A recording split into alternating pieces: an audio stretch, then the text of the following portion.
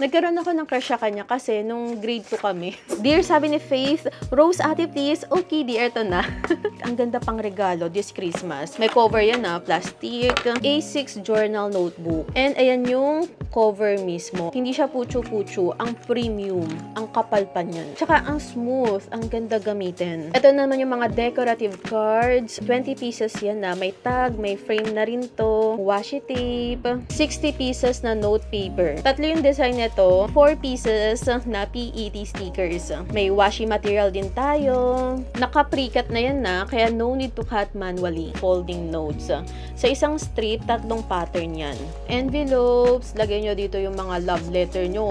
Ano na kayo sa crush nyo. Inutusan pa Ay, pero ako, dear, kapag may crush ako, hindi ako maamin. Kahit sa mga best friend, pinaka-close friend ko, hindi talaga, dear. Kasi ayoko yung aasa rin ako na kapag dumaan, yung patay mali siya lang talaga. Meron akong crush ng grade 2 to hanggang grade 5. Kaso, nagkaroon siya ng girlfriend nung grade 5 kami. So, yun, na-heartbroken ako nun. Pero hindi niya alam. Nagkaroon ako ng crush sa kanya kasi nung grade 2 kami, landiin.